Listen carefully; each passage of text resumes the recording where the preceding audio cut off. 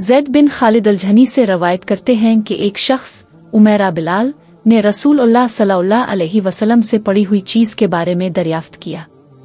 अब सल्लल्लाहु अलैहि वसल्लम ने फरमाया, इसकी बंधन पहचान ले। फरमाया कि इसका बर्तन और थैली पहचान ले, फिर 1 साल तक इसकी शनाख्त का ऐलान कराओ, फिर इसका मालिक ना मिले तो इससे फ़ायदा उठाओ, और अगर उसका मालिक आ जाए तो इसे सौंप दो। इसने पूछा कि अच्छा, गुमशुदा ऊंट के बारे में क्या हुक्म है? आपको इस कदर गुस्सा आ गया कि रुखसार मुबारक सुर्ख हो गए।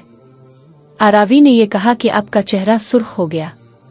ये सुनकर अब सल्लल्लाहु अलैहि वसल्लम ने फरमाया, तुझे ऊंट से क्या वास्ता? उसके साथ खुद उसकी मुश्क है और उसके पाँव के सिम हैं। वो खुद पानी पर पहुंचेगा और खुद पी लेगा और खुद दरख्त पर चढ़ेगा, लिहाजा इसे छोड़ दो यहाँ तक कि इसका मालिक मिल जाए। इसने कहा कि अच्छा, गुमशुदा बिक्री के बारे में क्या इरशाद है?